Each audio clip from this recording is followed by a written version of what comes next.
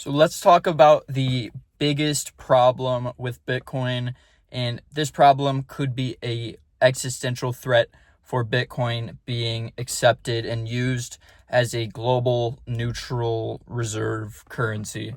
And that problem, what I think is the biggest problem that needs to be solved now for Bitcoin to work, is people conflating Bitcoin with crypto. So when most people hear the word Bitcoin, immediately their mind goes to this place. So they think you go to the crypto casino and they hand you a menu. You sit down at the casino, they give you this menu, you look at it and you see the first option is Bitcoin, then you have Ethereum, then you have Solana, then you have XRP, and then you have meme coins, and then NFTs and Hawk2a coin. And the crypto experience is just picking one of many of these cryptos. And, good luck. You're going to go roll the dice on the table and see where it lands. And this could not be further from the truth. Bitcoin is fundamentally different technology, and most of crypto is an affinity scam that has some perceived legitimacy because it's associated with Bitcoin. And let me dive into that. So Bitcoin is fundamentally different. Bitcoin has a completely fair launch from day one with no insider allocation, right? Satoshi Nakamoto released Bitcoin to the world, eventually left the Bitcoin project and development because it's open source and distributed code, so anyone could then participate and run the Bitcoin software. He didn't allocate any Bitcoin to himself as part of the creation of Bitcoin. He mined Bitcoin, but anyone could mine Bitcoin in that day, right? It was a very small network. There was only, a few nodes in the network at first, and then, that slowly grew to today, where we have tens of thousands of people validating the Bitcoin software, running Bitcoin nodes, participating in the network.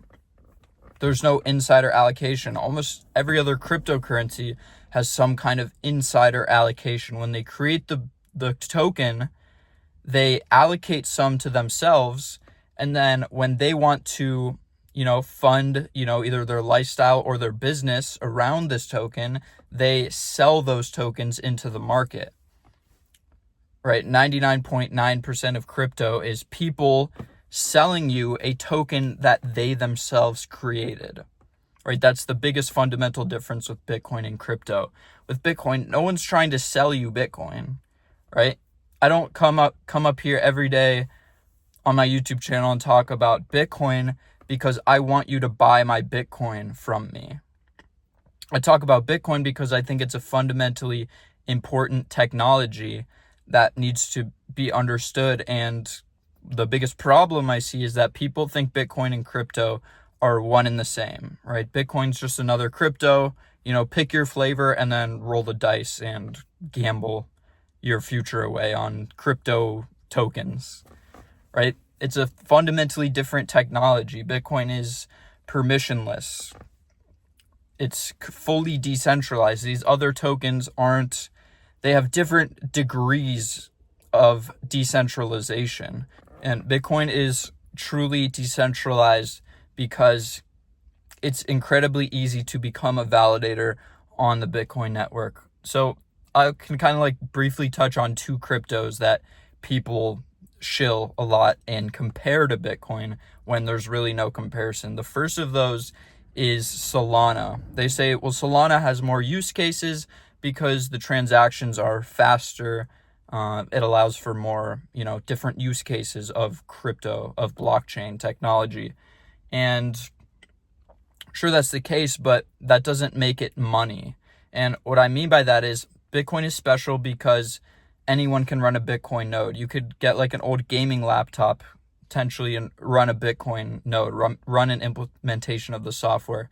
With something like Solana, it's faster because it has much larger blocks and faster blocks that come out. So the blockchain is much larger. So when you participate in the Bitcoin network, you download an entire copy of the Bitcoin blockchain, and then you validate new incoming transactions against that entire history of the blockchain. With something like Solana, you need like an industrial grade computer to become a validator in the network, participate in that network. So it's still, more decentralized than something else, but there's only about 700 nodes on the Solana network, as opposed to tens of thousands of nodes with the Bitcoin network. So you can call it decentralized, but it's decentralization is a spectrum, right?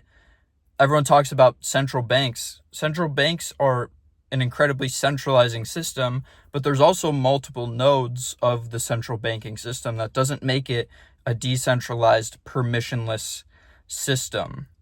That is to say, Bitcoin is able to be money because of its decentralized, permissionless network. These other cryptocurrencies, they can have some other kind of use case, but they can't be money, right? Money has certain properties that it has to fulfill. And when you're creating a decentralized monetary network, the network has to be sufficiently decentralized. Another one of these cryptos is XRP.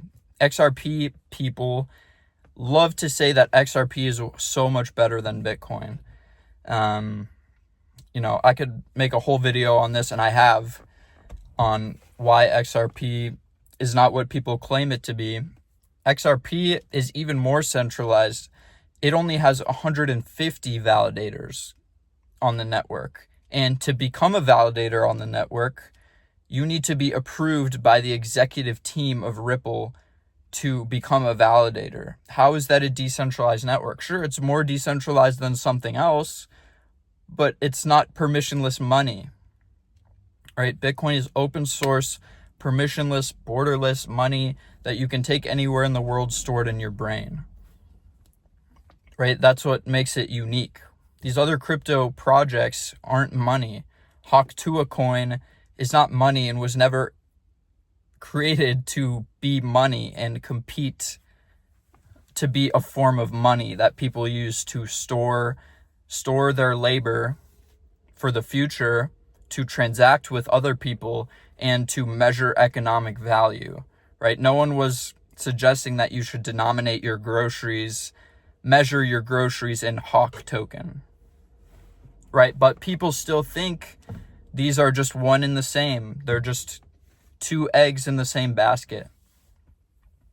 So that's what I think is the number one problem in the Bitcoin space that needs to be solved. So if you're watching this, I would urge you to, one, if you're not educated yet about these differences, research that more in detail.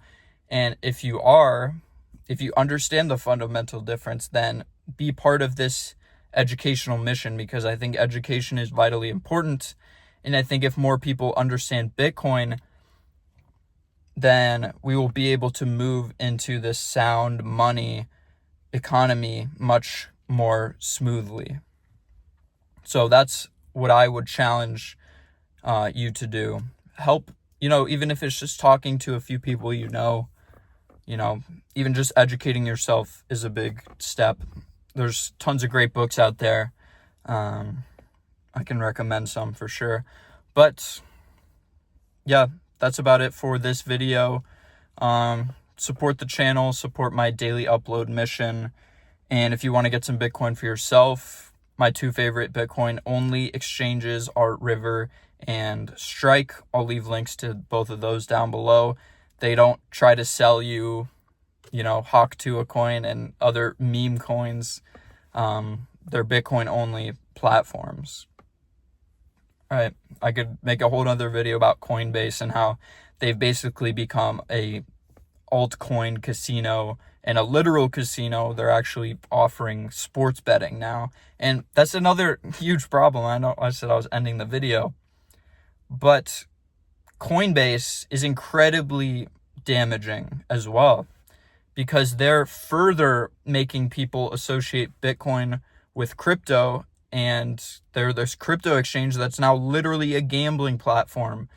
So they're trying to sell this idea of financial freedom when they're literally they're selling gambling to their users. And that's just further damaging this movement of sound money decentralized money, and they're literally making the problem worse by people thinking Bitcoin and gambling are now one and the same.